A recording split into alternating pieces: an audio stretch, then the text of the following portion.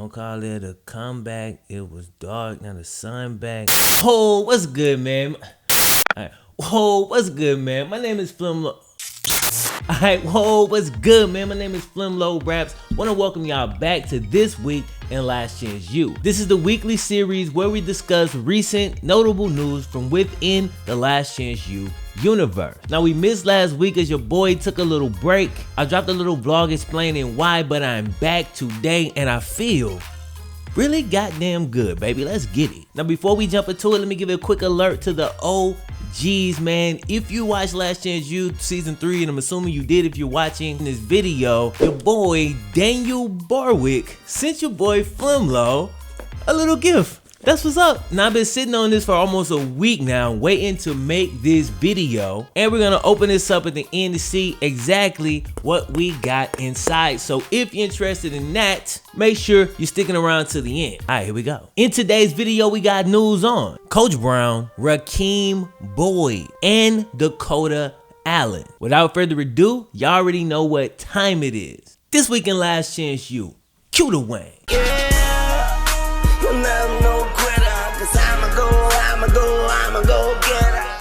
Let's start the show off with Rakeem Boyd, who's probably having the biggest impact of any Last Chance U player on the field this season. Now, Arkansas has been embarrassed a few times this season already, but we don't need to relive those here. When Rakeem Boyd took over as the starter, the team began to look a whole lot better, at least on that side of the football. On the back of Rakeem's 100 plus yards rushing versus Alabama, Arkansas put up 30 points, which was the most points scored against Alabama the entire season. In the next game versus Ole Miss, Rakeem went over 100 yards once again, and he did it on only 7 carries. If Rakeem didn't end up leaving that game early, Arkansas likely pulls it off as they ended up only losing by 4, 37-33. Then last week versus Tulsa, Arkansas got their first win since week 1, with Rakeem rushing just 1 yard shy of 100 yards once again. To try to illustrate how good Rakeem's been, he currently leads all SEC running backs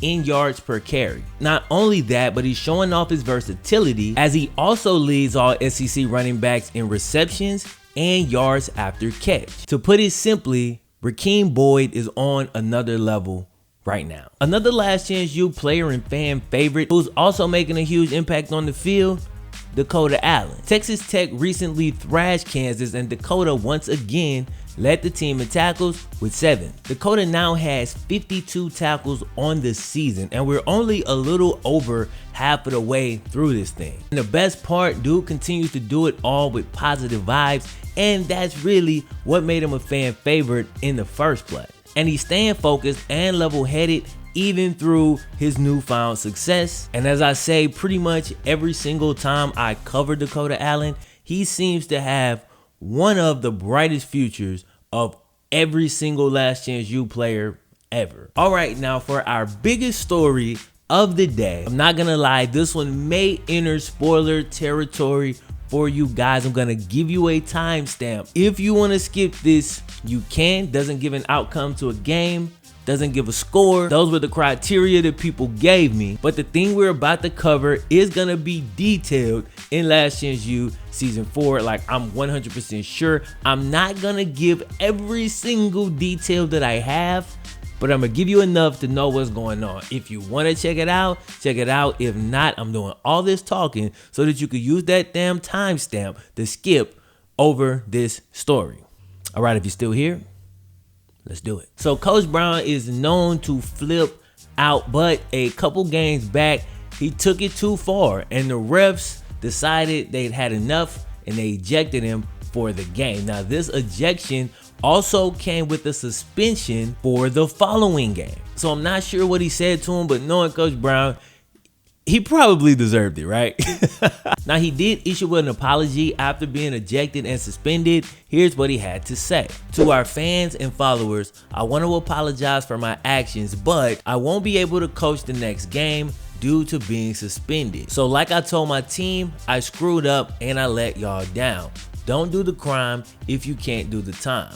We love you and please continue to support us. But that's not it. See, the plot thickens just a little bit once you find out just the basis of why he was ejected or what sent them over the edge. We won't go into what player and we won't go into what he did, but there was an Independence player who was ejected from the game as well, and apparently this is what sent Coach Brown over the edge, as he followed up the statement that I just read to you with this: "I will fight for my players. If I recruit them, I owe them a fair shot at earning a scholarship.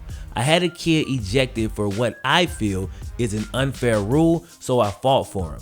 I'll never stop that. So find out the truth before judging. But I still own my actions as I should for my kids." So whatever episode that ends up being, it's gonna be a good one. It's gonna be an action-packed one. It's also gonna be interesting to see just how Coach Brown spends his time suspended. Like, I'm pretty sure they'll give us that. But let's go ahead and wrap up this segment so all the spoiler-sensitive people can come back right now. Welcome back, spoiler-sensitive people. We back, baby. All right, man, those were the big stories of the week, but I'm gonna give you guys some rapid-fire stat updates on some of the other players. Let's get it. Emmett Gooden had a big day versus Alabama with 5 tackles, including 1 for loss. It seems like all of our guys always seem to have a big game versus Bama. I guess maybe they turned up the intensity. Carlos Thompson was tied for the most catches on his team at Missouri Western this past week, but get this, he was tied for the most with only 2 grabs, as 10 different receivers all had receptions in this game, and 4 guys on Carlos's team had 2 catches. Carlos's catches went for 21 yards. Calvin Jackson unfortunately didn't have any receptions in Washington State's last game, and Jamal Scott has recently seen his carries drop off dramatically over the last few weeks. If y'all remember, he was getting 100 yards every single week I was making a video. He seemed to do that every game for like the last month straight, and now over the last 2 or 3 games, he's getting 2 or 3 carries per game. I have to assume that he's nursing an injury, but I cannot find any info on it. I can't find the official injury report. I don't see any news on Eastern Illinois' site, and it can be difficult to get good intel on these smaller schools sometimes. But if anybody who's watching this knows what's going on, drop it in the comments section. FAU's starting quarterback Chris Robinson threw 4 interceptions last week, but DeAndre Johnson still only got 3 pass attempts in this game. He completed 1 for 10 yards. All right, guys, those were the biggest stories of the week. I'm excited to get back. I'm just warming up with this one. But before we end the video, like I said, let's see what they sent you, boy. All right, man, I ain't gonna lie, bro. It's pretty dope. Just getting stuff, you know what I'm saying? We just get stuff. I mean, from the president of the university. Like, now they need to have your boy out, you feel me? So I can go out there, meet everybody, you feel me? Get a little tour of the facility. And you know I gotta get a workout in while I'm out there, man. Let's get it. All right. Let's see what we got. Independence Community College, Dr. Daniel Barwick, President. El Presidente. Thanks for a great show. Enjoy.